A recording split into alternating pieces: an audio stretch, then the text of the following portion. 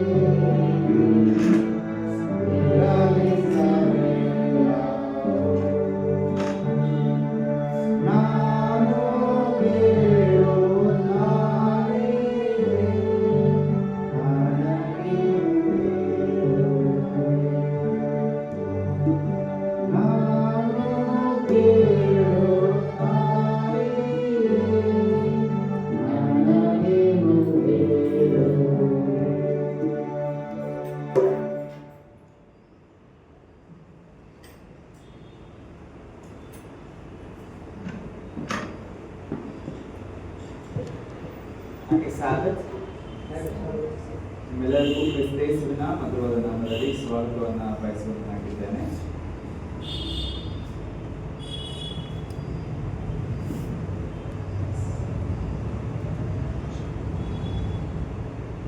Double road ಸಭೆ ಅಂತ ಅಂದ ತಕ್ಷಣ ನನ್ನ ಮನಸ್ಸಿಗೆ ಇದು ತವ್ರ ಮನೆ ಅಂತ ಹೇಳಿದ್ರೆ ತಪ್ಪಾಗೋದಿಲ್ಲ.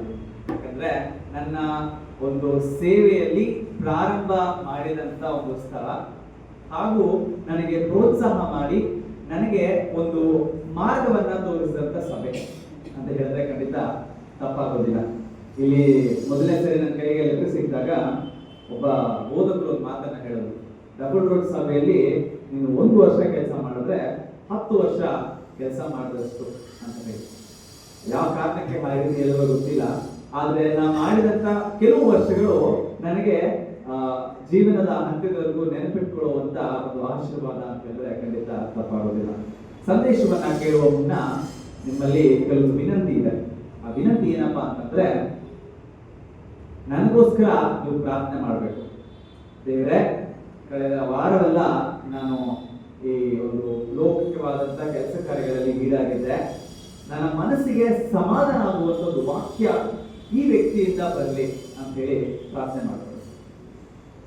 ಮತ್ತೆ ಎರಡನೇದಾಗಿ, ನನ್ನ ಮಾತುಗಳನ್ನು ಮಾತ್ರ ತೆಗೆದುಕೊಳ್ಬೇಕು. ಯಾಕಂದ್ರೆ ಸತ್ಯವೇದ ಹೇಳ್ತದೆ, ಎಲ್ಲರೂ ಪಾಪ ಮಾಡಿ ದೇವರ ನಿತ್ಯ ರಾಜ್ಯವನ್ನ ಅಥವಾ ದೇವರ ಮಹಿಮೆಯನ್ನ ಕಳೆದುಕೊಂಡಿದ್ದಾರೆ.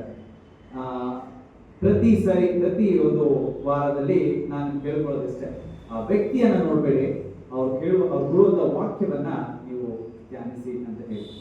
ಸಂದೇಶವನ್ನ ಕೇಳುವ ಮುನ್ನ ತಲೆಗೆ ನಾನು ಭಾಗಿಸಿ ಪ್ರಾರ್ಥನೆ ಮಾಡಿಕೊಳ್ಳೋಣ. ಭೂಮಿ ಆಕಾಶವನ್ನ ಸಮಸ್ತವನ್ನ ನಿರ್ಮಿಸಿದಂತ ಪರಲೋಕ ತಂದೆಯಾದಂತ ದೇವರೇ, ನಿನ್ನ ಸತ್ಯವಿಧದ ಗುಟ್ಟುಗಳನ್ನ ಅರ್ಥ ಮಾಡಿಕೊಳ್ಳಲಿಕ್ಕೆ ಪರಲೋಕದ ದ್ವಾರವನ್ನ ತೆರೆದು ನಮ್ಮನ್ನ ಆಶೀರ್ವದಿಸಿ ಜ್ಞಾನವನ್ನ ತುಂಬಿಸಬೇಕೆಂದು ಯೇಸು ಕ್ರಿಸ್ತನ ಮಧುರವಾದ ನಾಮದಲ್ಲಿ ಬೇಡುತ್ತನಾಗಿದ್ದೇನೆ ತಂದೆಯೇ.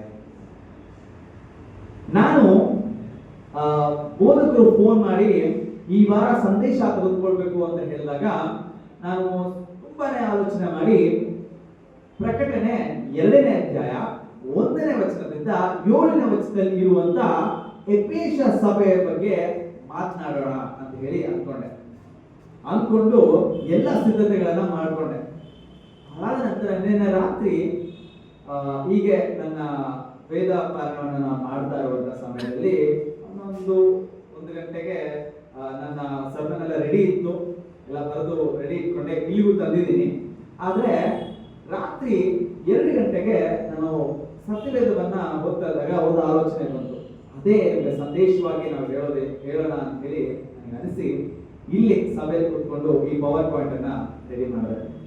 ಗುಡ್ ಆರ್ ಬ್ಯಾಡ್, ಒಳ್ಳೆಯದು ಅಥವಾ ಕೆಟ್ಟದ್ದು, ಫೈಂಡ್ ದ ಡಿಫರೆನ್ಸ್. ನಾವು ತುಂಬಾ ಸರಿ ನೋಡಿದಾಗ ಈ ಪ್ರಶ್ನೆ ನಮ್ಮಲ್ಲಿ ಕೇಳ್ತಿದೆ, who had the more majority, ಯಾವ ಕಡೆ ಹೆಚ್ಚು ಜನ ಸಂಖ್ಯೆ ಇರ್ತದೆ.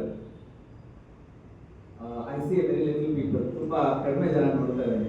ನಿಮ್ಮೆಲ್ಲರಿಗೂ ಒಂದು ಕಿವಿ ಮಾತನ್ನ ಹೇಳಿ ನಾನು ಮುಂದುವರಿಸ್ತೇನೆ. ಒಂದು ಟೀಚರ್ ಕಥೆ ಇರ್ತಾರೆ ಹೇಳ್ತೀನಿ.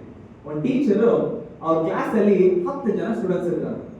ಆ 10 ಜನ ಸ್ಟೂಡೆಂಟ್ಸ್ಗೆ 10 ಚಾಕ್ಲೇಟ್ಸ್ ನ ತಗೊಂಡು, ಡೈರಿ ಮಿಲ್ಕ್ ಚಾಕ್ಲೇಟ್ ತಗೊಂಡು ನನ್ನ 10 ಜನ ಮಕ್ಕಳಿಗೆ ನಾವು ಕೊಡಬೇಕು ಅಂತ ಹೇಳಿ ತೆಗೆದುಕೊಂಡು ಬಂದ್ರಂತೆ. ಆ ದಿನ ನೋಡಿದ್ರೆ ತುಂಬಾ ಜೋರಾದಂತ ಮಳೆ. ಆ ಮಳೆ ಪ್ರಯುಕ್ತವಾಗಿ 10 ಜನ ಮಕ್ಕಳಲ್ಲಿ 5 ಜನ ಬರಲಿಲ್ಲ, ಬರೀ 5 ಜನ ಬಂದ್ರು. ಈಗ ಟೀಚರ್ ಏನ್ ಮಾಡ್ತಾರೆ, ಆ 5 ಚಾಕ್ಲೇಟ್ ಮನೆಗೆ ತಗೊಂಡ್ತಾರ ಕೊಡ್ತಾರ. ಆ ಟೀಚರು ಆ ಚಾಕ್ಲೇಟ್ ಕೊಡ್ಬೇಕು ಅಂತ ತೆಗೆದುಕೊಂಡು ಬಂದ್ಬಿಟ್ಟಿದ್ರಿಂದ ಬಂದ್ರು 5 ಮಕ್ಕಳಿಗೆ ಎಷ್ಟು ಕೊಟ್ರು? 2 ಚಾಕ್ಲೇಟ್ ಕೊಟ್ರು. ಸೊ ದೇವರಿಗೆ ಇವತ್ತು ಸಭೆಯಲ್ಲಿರುವಂತ ಎಲ್ರಿಗೂ ಆಶೀರ್ವಾದ ತಂದಿದ್ದಾನೆ. ಇಲ್ಲಿ ಬಂದಿರುವಂತ ಕೆಲವರಿಗೆ ದೇವರು 7ರಷ್ಟು ಬರೆದಿರೋರ ಆಶೀರ್ವಾದನ ಸೇರಿಸಿ ನಿಮಗೆ 7ರಷ್ಟು ಆಶೀರ್ವಾದ ನಿಮಗೆ ಇವತ್ತು ಕೊಡ್ತಾನೆ. ಓಕೆ, ಸಂದೇಶಕ್ಕೆ ಹೋಗೋಣ. Who had more majority? ಯಾವ ಕಡೆಗೆ ಹೆಚ್ಚು ಜನ ಇರ್ತಾರೆ, ದೇವರ ಕಡೆಗ ಸೈತಾನ್ ಕಡೆಗ ಅಂತ ಪ್ರಶ್ನೆ ಕೇಳಿದ್ರೆ ಈ ಪ್ರಶ್ನೆಗೆ ಒಂದು ಸುಲಭವಾದ ಉತ್ತರ ಸಿಗ್ಬೋದು. ಎಲ್ಲ ಒಳ್ಳೆದ ಕಡೆಗೆ ನಿಂತ್ಕೊಳ್ತಾರೆ ಪಾಸ್ಟ್ರೆ, ಕೆಟ್ಟದ ಕಡೆಗೆ ಯಾರು ನಿಂತ್ಕೊಳ್ಳೋದಿಲ್ಲ ಅಂತ ಹೇಳಿ. ಆದ್ರೆ ಸತ್ಯವೇದದಲ್ಲಿ ಕೆಲವೊಂದು ಘಟನೆಗಳನ್ನ ನಾವು ನೋಡಿ ನಾವು ದೇವರು ಯಾವ ರೀತಿಯಾಗಿ ಯಾವ ಕಡೆಗೆ ಒಳ್ಳೆಯದ ಕಡೆಗೆ ಹೆಚ್ಚು ಜನ ಇದ್ರ, ಕೆಟ್ಟದ ಕಡೆಗೆ ಹೆಚ್ಚು ಜನ ಇದ್ರ ಅಂತ ನೋಡೋಣ. Okay, God's faithful people often mean minority. ಅಂದ್ರೆ ಪ್ರತಿ ಸರಿ ದೇವರನ್ನ ಆರಿಸಿಕೊಂಡಂತ ಜನರು ಕಡಿಮೆ ಜನರಾಗಿದ್ರು. ನಾವು ಸಹ ಎಷ್ಟೋ ಜನ ಇದ್ದೀವಿ, ಆದ್ರೆ ಸಭೆಗೆ ಬರಬೇಕು ಅಂತ ಈ ಸಭೆಯ ಸದಸ್ಯರೆಲ್ಲರಲ್ಲಿ ನಾವು ಕೆಲವರು ಮಾತ್ರ ಇಲ್ಲಿದ್ದೀವಿ. ಒಳ್ಳೆಯದನ್ನ ಆರಿಸ್ಕೊಂಡಿದ್ದೇವೆ, ದೇವರ ಸಬ್ಬತ್ ದಿನವನ್ನ ಪಾಲನೆ ಮಾಡಲಿಕ್ಕೆ ಆರಿಸ್ಕೊಂಡಿದ್ದೇವೆ. We are chosen people. ಒಳ್ಳೆಯದನ್ನ ಆರಿಸಿಕೊಳ್ಳೋದು ಎಷ್ಟು ಜನ? ಕಡಿಮೆ ಜನ. Few biblical example. ಸಹೋದರರಾದಂತ ರವಿ ಅವರು ಓದಿದ ಹಾಗೆ ರೋಮಪುರದವರಿಗೆ ಬರೆದ ಪತ್ರಿಕೆ 8ನೇ ಅಧ್ಯಾಯ 31ನೇ ವಚನವನ್ನು ನೋಡಿದಾಗ ದೇವರು ನಮ್ಮ ಪಕ್ಷ ಇದ್ದರೆ ನಮಗೆ ವಿರೋಧವಾಗಿರೋರು. ನೋಹನ ವಿಚಾರವನ್ನು ನೋಡೋಣ. ನೋಹನು ದೇವರು ಈ ಲೋಕ ಪಾಪದಲ್ಲಿ ಒಳಗಾಗಿದೆ, ಸಂಪೂರ್ಣವಾಗಿ ಪಾಪದಲ್ಲಿ ನಾಶ ಆಗುತ್ತೆ, ನಾನೇನ್ ಮಾಡ್ತೀನಿ, ಈ ಸಮಸ್ತವನ್ನೇ ನಾನು ನಾಶ ಮಾಡಿ ನೂತನವಾಗಿ ನಾನು ಪ್ರಾರಂಭ ಮಾಡ್ತೇನೆ ಅಂತ ಹೇಳಿ ನೋಡಿದಾಗ ನೋಹನು ದೇವರ ಕಣ್ಣಲ್ಲಿ ಒಳ್ಳೆಯ ವ್ಯಕ್ತಿಯಾಗಿ ಕಾಣಲ್ಪಟ್ಟು ದೇವರು ಈ ಯೋಜನೆಗೆ ಆತನೇ ಸರಿ ಅಂತ ಹೇಳಿ ನೋಹನನ್ನ ಆರಿಸಿಕೊಂಡು ನೋಹನಿಗೆ ನೀನ್ ಇಡೀ ಲೋಕವೆಲ್ಲ ಹೋಗಿ ವಾಕ್ಯವನ್ನ ಸಾರಿ ಜನರಿಗೆಲ್ಲರಿಗೂ ಹೇಳೋ ಈ ಲೋಕ ನಾಶ ಆಗುತ್ತೆ, ನಾಶ ಆಗುವ ಮುಂಚೆ ಈ ಒಂದು ದೋಣಿಗೆ ನೀವೇನ್ ಮಾಡಿ ಎಲ್ಲರೂ ಬಂದು ಸೇರ್ಕೊಳ್ಳಿ ಅಂತ ಸುವಾರ್ತೆನ ಸಾರಲಿಕ್ಕೆ ಕಳಿಸ್ತಾರೆ. ನೋಹನು ಸಹ ಸತ್ಯವೇದದಲ್ಲಿ ಎಲ್ಲೂ ದಾಖಲಾಗಿಲ್ಲ, ಆದ್ರೆ ಸ್ಕಾಲರ್ಸ್ ಹೇಳೋ ಪ್ರಕಾರ ಅಥವಾ ಬೈಬಲ್ ನಾಲೆಜ್ ಇರೋರು ಹೇಳೋ ಪ್ರಕಾರ 120 ವರ್ಷಗಳ ಕಾಲ ಆತನು ಸುವಾರ್ತೆನ ಸಾರ್ತಾನೆ. ಎಷ್ಟು ಜನ ಬದಲಾವಣೆ ಮಾಡ್ತಾರೆ? ನೋಹನು ಹಾಗೂ ಅವರ 3 ಮಕ್ಕಳು, ಅವರು ಮತ್ತೆ ಅವರ ಹೆಂಡತಿ, ಅಂದ್ರೆ 8 ಜನ ಮಾತ್ರ ದೇವರನ್ನ ಆರಿಸಿಕೊಂಡ್ರು. ಇಡೀ ಲೋಕ ಒಂದು ಕಡೆ, ನೋಹನ ಕುಟುಂಬ ಒಂದು ಕಡೆ ಆಗಿತ್ತು. ದೇವರ ಕಣ್ಣಲ್ಲಿ ಈತನೊಬ್ಬನು ಮಾತ್ರ, ಈತನ ಕುಟುಂಬ ಮಾತ್ರ ಏನಾಗಿತ್ತು? ಸಪರೇಟ್ ಆಗಿತ್ತು. ಒಳ್ಳೆಯದನ್ನ ಆರಿಸಿಕೊಂಡ್ರು, ತಿರಸ್ಕರಿಸಲ್ಪಟ್ರು. ನೋಹನು ಹೋಗಿ ನಾಶ ಆಗುತ್ತಪ್ಪ, ಈ ಲೋಕ ಮಳೆ ಬಂದು ನಾಶ ಆಗುತ್ತೆ, ನೀರಿನಿಂದ ನಾಶ ಆಗುತ್ತೆ, ನೀವೆಲ್ಲರೂ ಏನ್ ಮಾಡಿ ದೇವರನ್ನ ಒಪ್ಕೊಳ್ಳಿ, ದೇವರ ಕಡೆಗೆ ಮನ ತಿರುಗಿ, ನೀವೆಲ್ಲರೂ ದೋಣಿಗೆ ಬನ್ನಿ, ರಕ್ಷಿಸಲ್ಪಡಿ ಅಂತ ಹೇಳಿದಾಗ ಜನರು ಅವರನ್ನು ನೋಡಿ ನಕ್ಕರು. ಜನರು ಆತನನ್ನ ತಿರಸ್ಕರಿಸಿದ್ರು. ಆತನ ವಾಕ್ಯವನ್ನ ಕೇಳಲಿಕ್ಕೆ ಯಾರು ಸಿದ್ಧ ಇರಲಿಲ್ಲ. ದಿನ ಬರುತ್ತೆ, ಮಳೆ ಶುರುವಾಯಿತು, ದೋಣಿ ಬಾಗಿಲು ಮುಚ್ಚಲ್ಪಡ್ತು. ನೋಹನು, ಶಾಮ್, ಹಾಮ್, ಜಾಫೆರ್ ಹಾಗೂ ಅವರ ನೋಹನು ಮತ್ತು ಅವರ 3 ಮಕ್ಕಳ ಹೆಂಡತಿಯರು 8 ಜನ ದೋಣಿ ಒಳಗೆ ಹತ್ಕೊಂಡ್ರು. ಪ್ರಾಣಿಗಳೆಲ್ಲೂ ಸಿದ್ಧವಾಗಿದೆ, ಮಳೆ ಬರ್ಲಿಕ್ಕೆ 7 ದಿನ ಬಾಕಿ ಇದೆ. ಆದ್ರೆ ಈಗಾಗಲೇ ಗಾಡಿಗಿನ ಬಾಗಿಲು ಮುಚ್ಚಿದೆ. ಆದ್ರೂ ಅವಕಾಶವಾಗಿ ಮಳೆ ಬಂತು, ಇಡೀ ಲೋಕವೆಲ್ಲ ನಾಶ ಆಯಿತು. ಯೋಚನೆ ಮಾಡಿದ್ದೇವೆ, ನಾವು ಆ ಸ್ಥಳದಲ್ಲಿ ಇದ್ದಿದ್ರೆ what would be our choice? ನಮ್ಮ ಒಂದು ಚಾಯ್ಸ್ ಏನಾಗಿ ಇರ್ತಿತ್ತು, ಆಯ್ಕೆ ಏನಾಗಿ ಇರ್ತಿತ್ತು? ನೋಹನು ಒಂದ್ ಕಡೆ, ಆತನ ಕುಟುಂಬ ಒಂದ್ ಕಡೆ, ಇಡೀ ಲೋಕ ಒಂದ್ ಕಡೆ. ಆದ್ರೆ ಯಾರು ಇದರಲ್ಲಿ ಫಲ ಭರಿತರಾದರು? ನೋಹನ ಕುಟುಂಬ. ಯಾಕೆ? ಅವರು ಒಳ್ಳೆಯದನ್ನ ದೇವರ ಮಾತಿಗೆ ಅವರು ಕಿವಿ ಕೊಟ್ಟರು. ಜನರವನ್ನ ತಿರಸ್ಕರಿಸಿದ್ರು, ಕೀಳಾಗಿ ಮಾತಾಡಿದ್ರು, ಅದನ್ನ ಹಾಸ್ಯ ಮಾಡಿ ಮಾತಾಡಿದ್ರು ಅವರು ದೇವರನ್ನ ಬಿಟ್ಕೊಡ್ಬೇಕು. ಲೆಸನ್ ಫಾರ್ ನೋಹನ ವಿಚಾರದಿಂದ ಒಂದು ಪಾಠ ಏನಪ್ಪಾ ಅಂತಂದ್ರೆ, ಇಡೀ ಲೋಕವು ನಿಮ್ಮನ್ನ ತಿರಸ್ಕರಿಸಿದ್ರು, ಇಡೀ ಲೋಕವು ನಿಮ್ಮನ್ನ ಬೇರೆ ಮಾಡಿದ್ರು, ಅದನ್ನು ಕ್ರೈಸ್ತನು ಅದನ್ನ ಏನ್ ಮಾಡಿ ದೂರ ಇಡಿ. ಆತನು ಸಭೆಗೆ ಹೋಗ್ತಾರೆ, ಅದನ್ನ ದೂರ ಇಡಿ.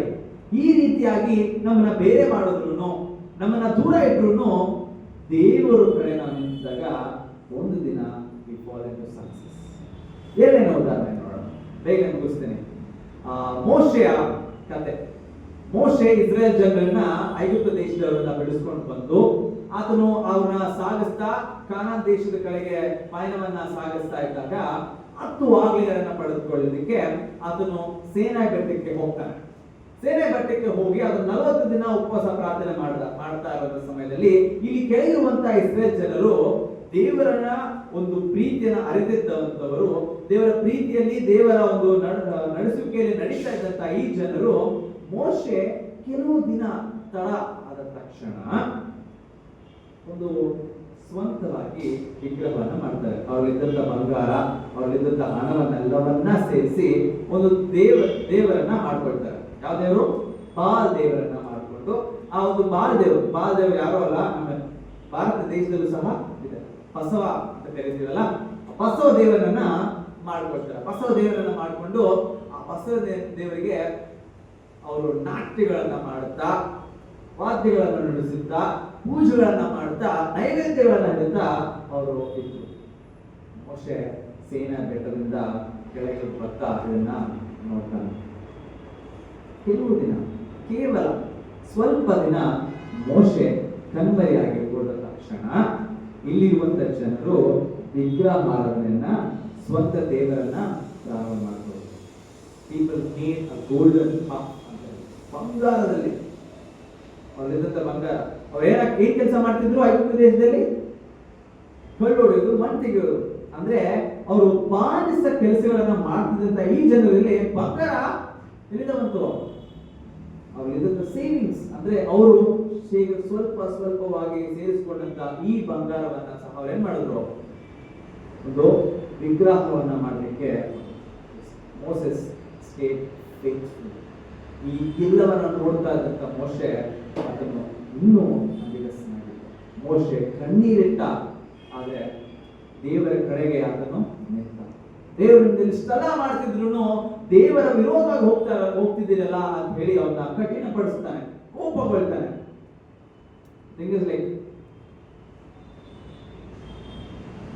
ನಾವು ನಮ್ಮ ಮಧ್ಯದಲ್ಲಿ ನಂಬಿಕೆ ಚೂಸ್ ಮೇಬಿ ಅದು ಅಂದ್ರೆ ನಾವು ನಂಬಿಕೆ, ನಾವು ದೇವರು ನಾವು ಹೇಳ್ಕೊಂಡಾಗ ಕೆಲವರು ಕೇಳೋದಿಲ್ಲ. ನಮ್ಮ ದೇವರು ನಿಜವಾದ ದೇವರು, ನಿಮಗೋಸ್ಕರ ರಕ್ತವನ್ನ ಚೆಲ್ಲಿದ್ದಾನೆ, ನಮಗೋಸ್ಕರ ಪ್ರಾಣವನ್ನ ಕೊಟ್ಟಿದ್ದಾನೆ ಅಂತ ಹೇಳಿದ್ರು ಜನರಿಗೆ ಮಾಡೋದಿಲ್ಲ, ಗೊತ್ತಿಲ್ಲ. ದೇವರು ಅವ್ರಿಗೆ ನೀವು ಅವ್ರಿಗೋಸ್ಕರ ಪ್ರಾರ್ಥನೆ ಮಾಡಿ ಆ ಪ್ರಾರ್ಥನೆಗೆ ಅವ್ರ ಉತ್ತರ ಸಿಕ್ಕಿದ್ರು ಅವರು ನಂಬೋದಿಲ್ಲ.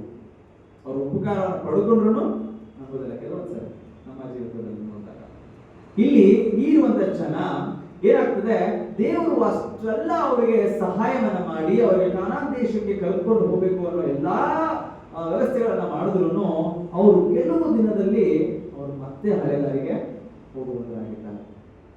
ಆದ್ರೆ ಮೋಶೆ ಆತನ ನಂಬಿಕೆಯನ್ನ ಬಿಟ್ಕೊಂಡು ಇಷ್ಟು ನೋಡ್ ಆತನು ಒಬ್ಬಟ್ಟಿಗನಾಗಿ ದೇವರ ಕಡೆಗೆ ನಿಂತ್ಕೊಳ್ತಾನೆ.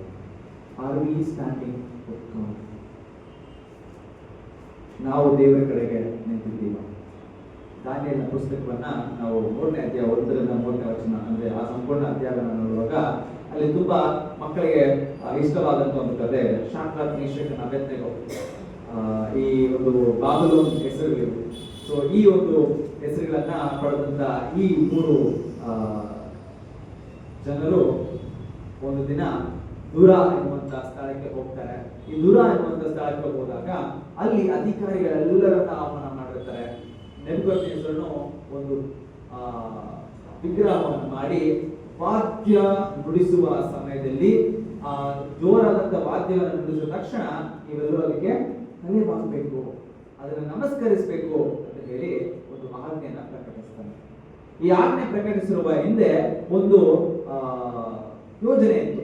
ಏನಪ್ಪಾ ಅಂತಂದ್ರೆ, ನೆಬೂಕದ್ನೆಚ್ಚರನು ತುಂಬಾ ಪ್ರಬಲವಾದಂತ ಹಾಗೂ ಬುದ್ಧಿವಂತ ರಾಜನಾಗಿದ್ದ.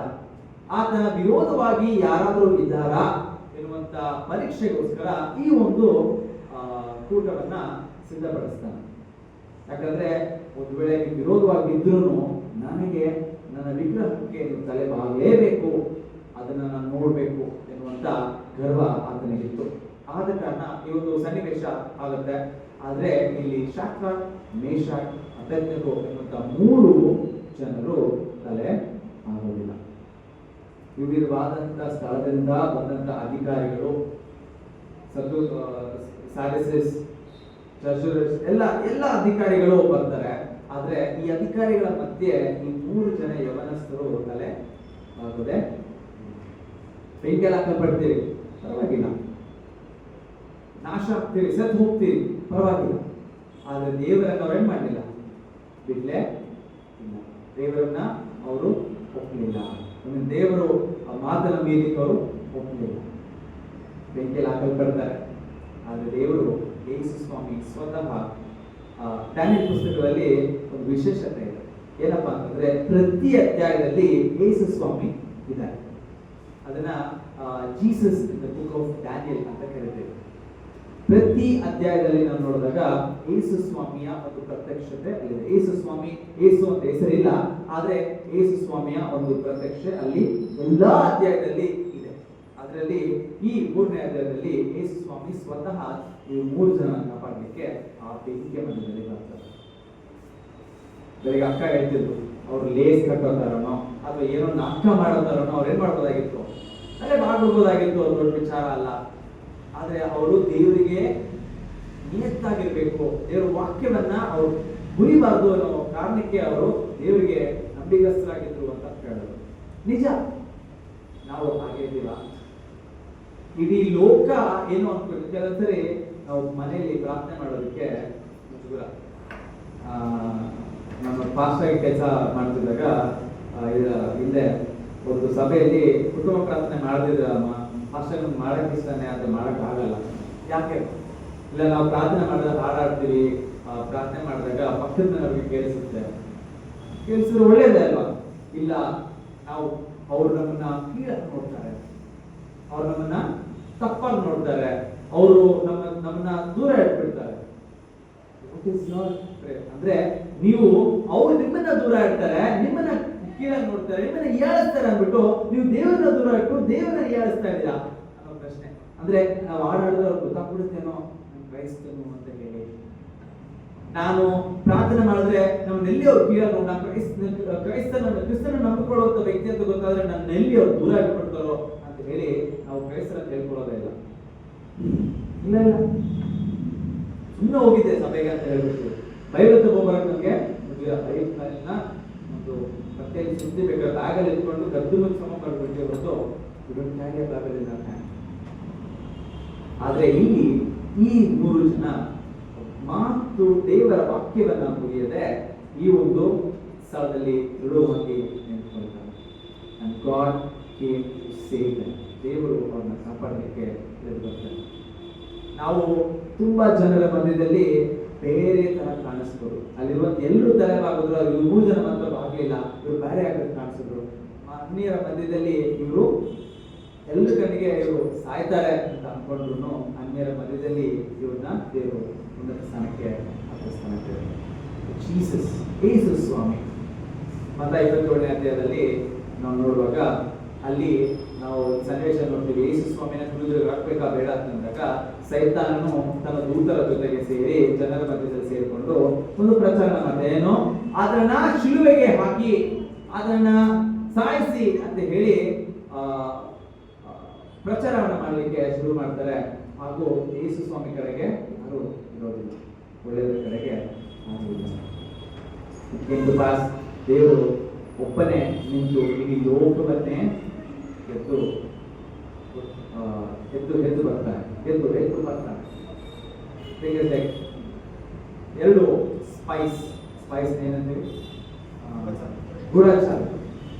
12 ಜನ ಗೂಢಚಾರ ಇರ್ತಾರೆ.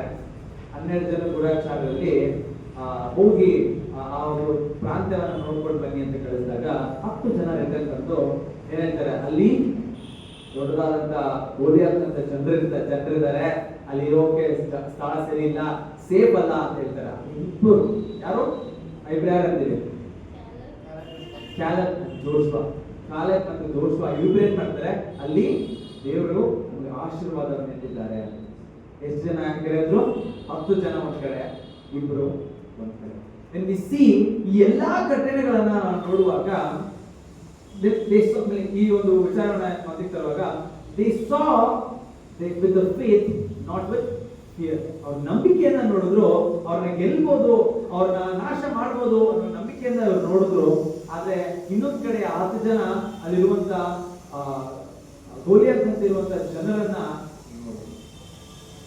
ಈ 5 ವಿಚಾರಗಳನ್ನ ನೋಡಿದ್ರು. ನೋವನ ಕಾಲದಲ್ಲಿ ಇಡೀ ಲೋಕ ಪಾಪವನ್ನ ಆರಿಸ್ಬಿಟ್ಟು ನಾಶ ಆಗುವುದು. ನೋಹನು ದೇವರನ್ನ ಆರಿಸಿಕೊಂಡ ನಕ್ಷತ್ರದಂತೆ ಆಶೀರ್ವಾದವನ್ನ ಪಡೆದ. ಎರಡನೇ ಮೋಶೆಯನ್ನು ನೋಡಿದಾಗ ಯೇಸು ಸ್ವಾಮಿ ದೇವರು ಮಾಡಿದಂತ ಎಲ್ಲ ಉಪಕಾರಗಳನ್ನ ಮರೆತು ಅವರು ಅನ್ಯ ದೇವರನ್ನ ಸೃಷ್ಟಿ ಮಾಡಿಕೊಂಡು ಅವರು ಆರಾಧನೆ ಮಾಡಿದ್ರು. ಆದ್ರೆ ಮೋಶೆ ಒಂದೇ ಆತನ ಒಬ್ಬನು ಒಳ್ಳೆಯ ಕಡೆ ನಿಂತ್ಕೊಂಡ. ದೇವರು ಆತನನ್ನ ಪರ್ವತಕ್ಕೆ ಕರ್ಕೊಂಡ್ರು. ಅಲ್ಲಿರುವ ಜನರಲ್ಲಿ ಎಷ್ಟು ಜನ ಹೋಗ್ತಾರೆ ಕಾನಾನ್ಗೆ? ಕೇವಲ 2.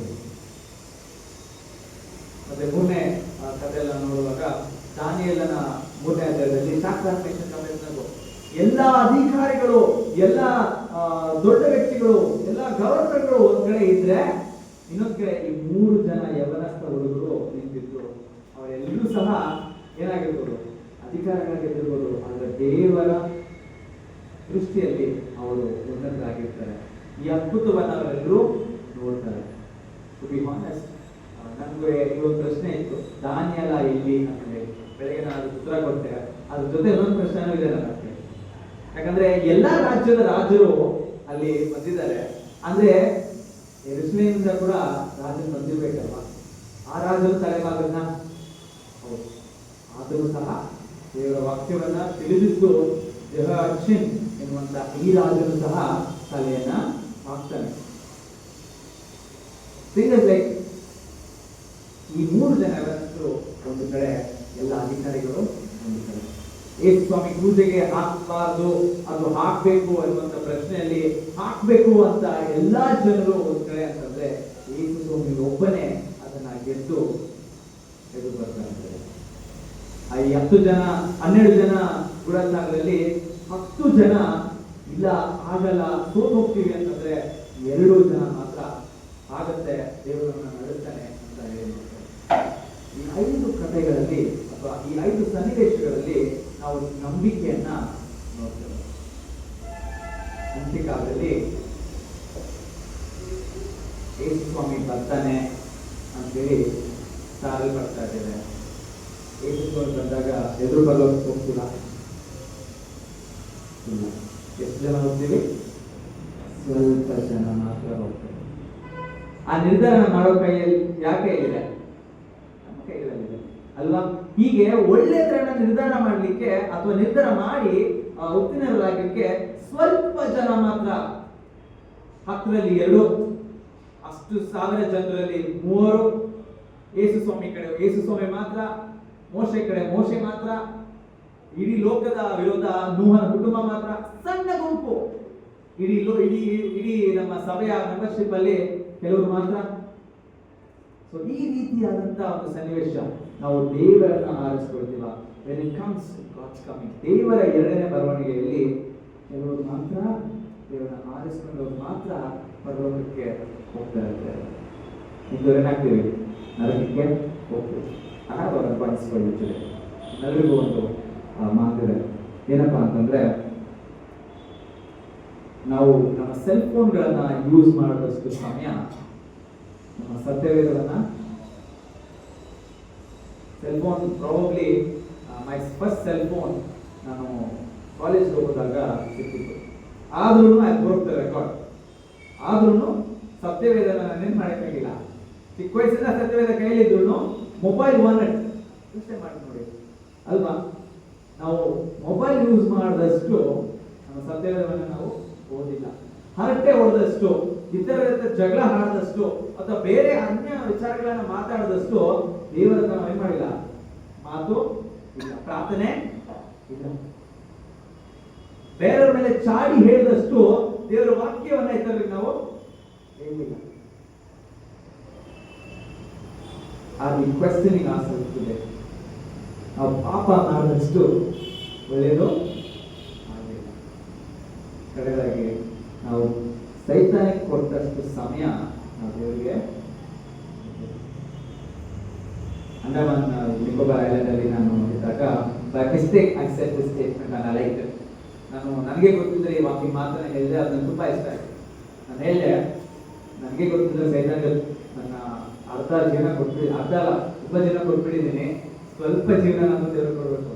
ಇಟ್ಸ್ ಲೈಕ್ 30 years, ಈ 30 ವರ್ಷದಲ್ಲಿ ನಾನು ದೇವರಿಗೆ ಅಂತ ಎಷ್ಟು ಕೊಟ್ಟಿದ್ದೀನಿ ಅಂತಂದ್ರೆ may be counting, finger counting ಅಷ್ಟೇ ಹೊತ್ತು.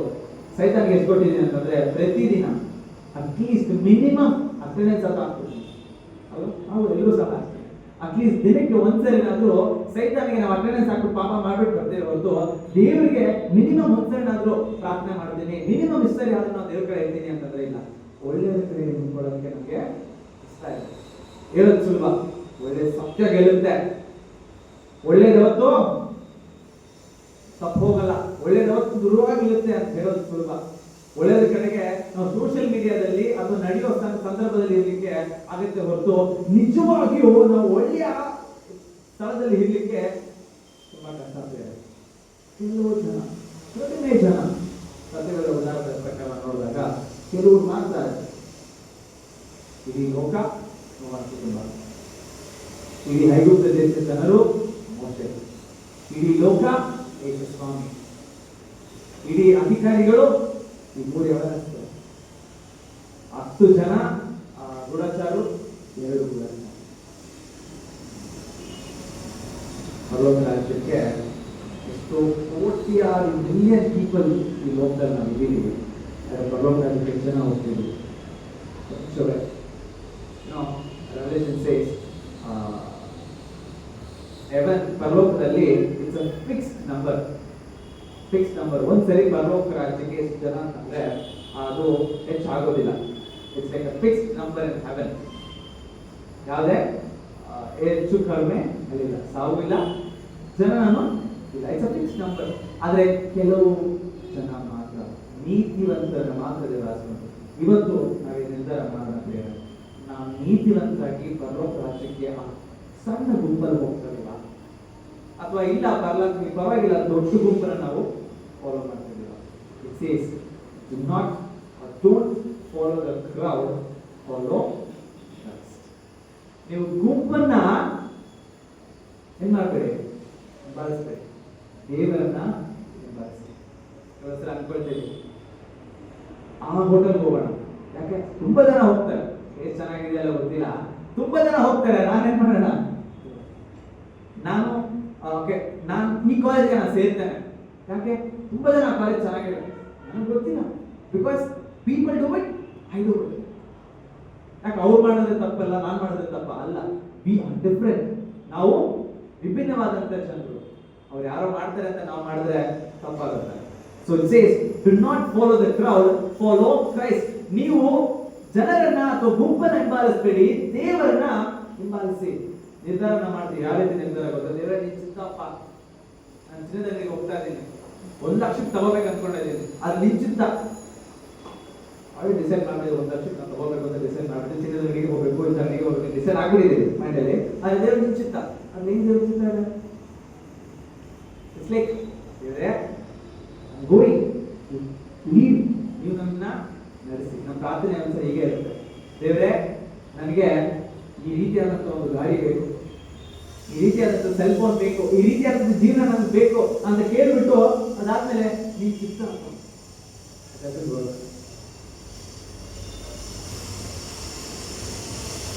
ಈ ದಿನ ನನ್ನ ಮುಕ್ತಾಯಕ್ಕೆ ನಾನು ಕೆಲವನ್ನ ಈ ಒಂದು ಪ್ರಶ್ನೆ ಕೇಳ್ತಾ ಇರ್ತೇವೆ. Are we standing for God? ನಾವು ದೇವರ ಕಡೆಗೆ ನಿಂತಿದ್ದೀವ ಅಥವಾ ಸೈತಾನ್ ಕಡೆಗೆ ಇನ್ನೂ ನಿಂತಿದ್ದೀವಿ? ಸೈತಾನ್ ಕಡೆಗೆ ನಿಂತಿದ್ದೀವ ಅಂತ ಕೇಳೋದಿಲ್ಲ, ಯಾಕಂದ್ರೆ ನಮ್ಮ ಅವಳಿಗೆ ಗೊತ್ತು ನಾವು ಎಲ್ಲಿದ್ದೀವಿ ಅಂತ. ವೈಯಕ್ತಿಕವಾಗಿ ನಮ್ಗೆಲ್ಲರಿಗೂ ಗೊತ್ತು ನಾವು ಎಷ್ಟು ಮಟ್ಟಿಗೆ ಸೈತಾನ್ಗೆ ಮೆಂಬರ್ಸ್ ಆಗಿದ್ದೀವಿ ಅಂತ. Permanent members. ಮೆಂಬರ್ಶಿಪ್ ತೆಗೆದುಕೊಳ್ಳೋ ರಿಲೀವ್ ಮಾಡ್ಕೊಳ್ಳೋ ಪ್ರತಿದಿನ ಮಾಡ್ಕೊಳ್ಳೋ. ಆದರೆ ಯೇಸು ಸ್ವಾಮಿ ವಿಚಾರದಲ್ಲಿ ನಮಗೆ ಪ್ರಶ್ನೆ ಇದೆ. We don't go to our school late. ನಮ್ಮ ಶಾಲೆಗಳಿಗೆ ನಾವೇನ್ ಮಾಡಲ್ಲ, ತಡವಾಗಿ ಹೋಗಲ್ಲ. ತಡವಾಗಿ ಹೋದ್ರೆ ಏನ್ ಮಾಡ್ತಾರೆ ಟೀಚರು? ಕುಡಿತಾರೆ. ನೀವು ಟೀಚರ್ ಆಗಿದ್ರೆ ಸಂಪಾದನೆ ಮಾಡ್ತಾರೆ. ಕೆಲಸಕ್ಕೆ ತಡವಾಗಿ ಹೋಗಲ್ಲ. ಯಾವುದಾದ್ರು ಇಂಪಾರ್ಟೆಂಟ್ ಮೀಟಿಂಗ್ ಇದ್ರೆ ತಡವಾಗಿ ನಾವು ಹೋಗಲ್ಲ. ಅರ್ಧ ಗಂಟೆ ಮುಂಚೆ ಬಿಡ್ತೀವಿ ಮನೆ. ಟ್ರಾಫಿಕ್ ಇರುತ್ತೆ ರೀ, ಬೇಗ ಬಂದು ಹೋಗೋಣ.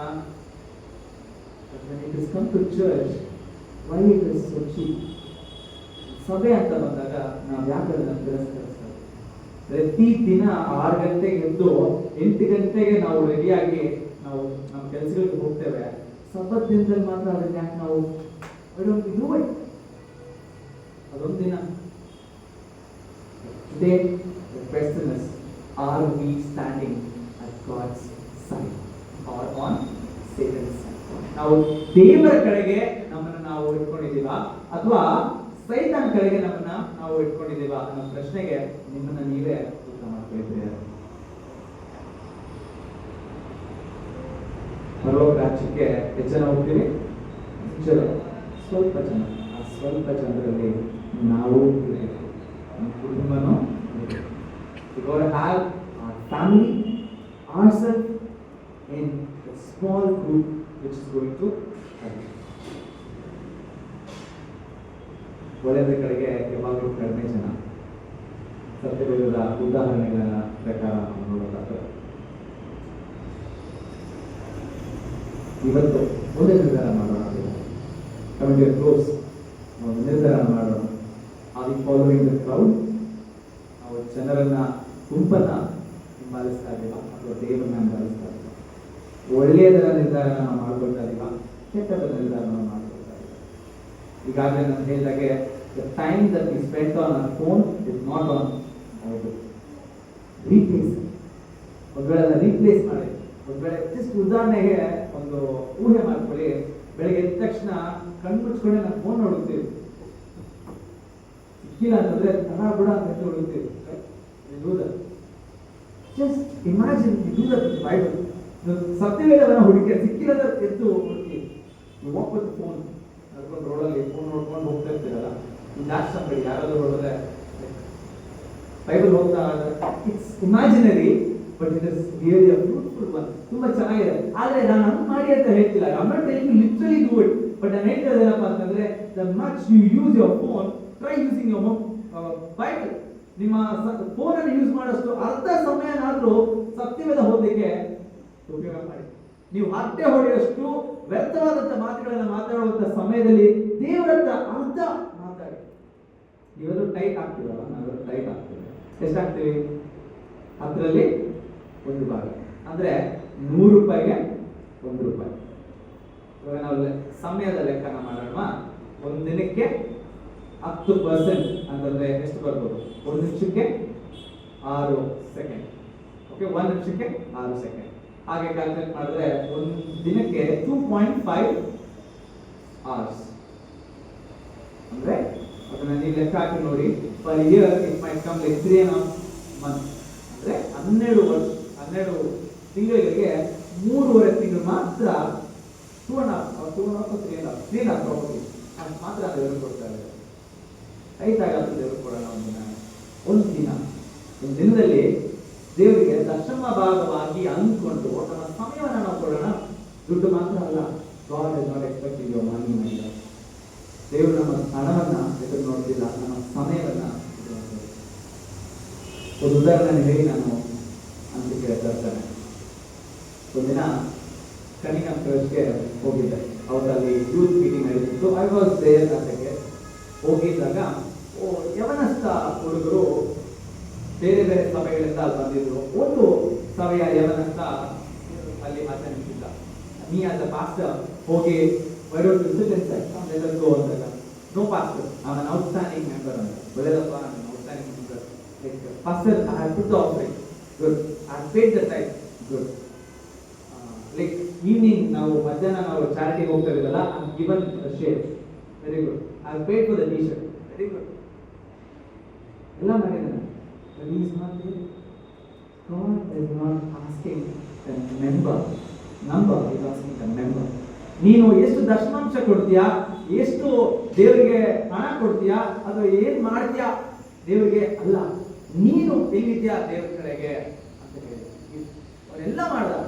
ದೇವ್ರಿಗೊಂದು ಚಾರಿಟಿ, ಟಿ ಶರ್ಟ್ ಪೇ ಮಾಡಿದ್ದೀನಿ, ಆಫರಿಂಗ್ ಹಾಕಿದ್ದೀನಿ, ಚರ್ಚಿಗೆ ಬಂದ್ಬಿಟ್ಟಿದ್ದೀನಿ, ಎಲ್ಲ ಆಗಿದೆ. ಚರ್ಚ್ ಒಳಗೆ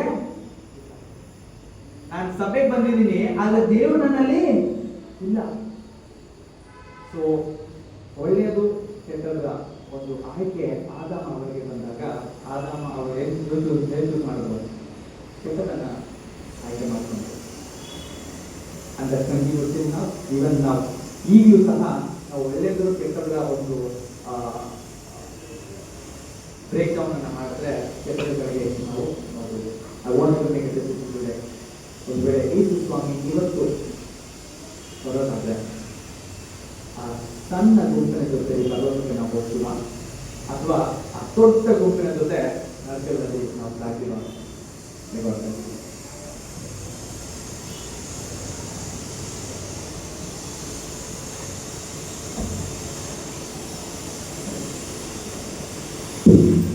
ಈ ಲೋಕದಲ್ಲಿ ಜೀವಿಸುವಾಗ ನಾವು ಯಾವ ಗುಂಪಿನಲ್ಲಿ ಸೇರಿದ್ದೇವೆ ಎಂಬುದನ್ನು ನಾವು ಅರ್ಥ ಮಾಡಿಕೊಳ್ಳುವ ಹಾಗೆ ಸಂದೇಶವನ್ನು ನಾವು ಕೊಟ್ಟಂತ ವಾಕ್ಯ ಪರಿಗಣಿಸಿರುತ್ತೇನೆ.